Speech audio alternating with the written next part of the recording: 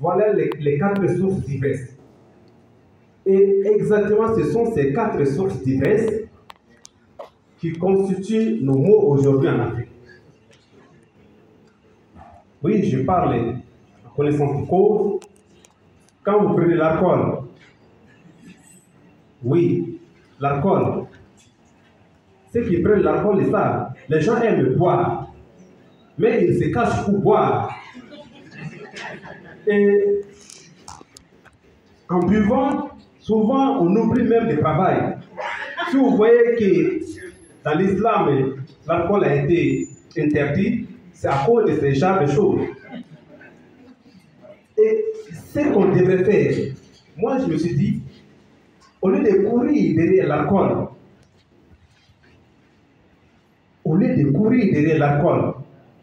qui est fabriqué par les Occidentaux, la bière, les liqueurs, etc., on aime, on apprécie ça, c'est la culture des autres. Et nous, notre culture, nous avons aussi l'alcool qui est ce qu'on appelle le dolo.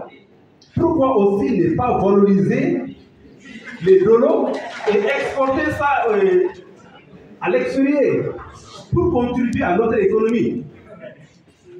Moi, je me suis dit, c'est à cause de ça qu'on ne se développe pas. Nous, on importe l'alcool, la bière, les liqueurs, etc. Ça rapporte aux Occidentaux. C'est normal.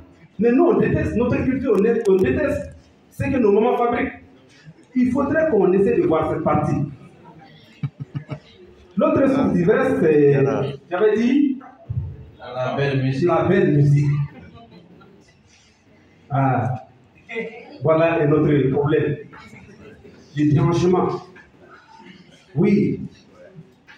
Moi, je suis souvent dépassé quand je vois dans les écoles publiques les enfants qui aujourd'hui veulent imiter les rappeurs. Certains rappeurs qui chantent mal, qui ne sont même pas inspirés, dont le rap consiste à insulter père et mère, et c'est ces gens-là auxquels ils veulent ressembler. Comment nous allons nous développer dans ces conditions si nos enfants veulent imiter des gens qui ne savent pas chanter, qui ne savent pas donner des conseils, mais plutôt insulter père et mère? C'est très grave. Et quand vous suivez Trace Africa, les autres chaînes, je ne sais pas, partout, les gens veulent chanter au lieu de travailler. Et la troisième source d'ivresse, qui est la femme. La femme. Oh, c'est ça qu'on peut. Ah, nos mamans, mes soeurs, vous allez m'excuser, c'est l'auteur qui l'a dit à travers Morfidjan que vous êtes des négateurs de Dieu, les femmes. Le plus problème du monde, c'est vous qui l'avez sémé, parce que vous avez désobéi à Dieu. Pour preuve, c'est dans les livres saints.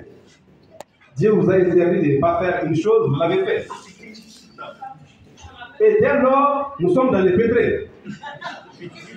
Aujourd'hui, les femmes, le constat est amer quand vous voyez comment nos mœurs sont en train d'être détériorées. Quand vous partez sur TikTok, des femmes qui dansent nues dans les lives de Megapol.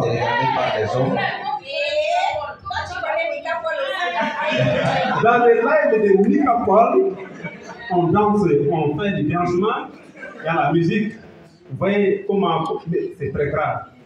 Rappelez-moi, c'est une application. TikTok, c'est sur TikTok. Récemment, je me suis inscrit sur TikTok et je vais de temps en temps regarder.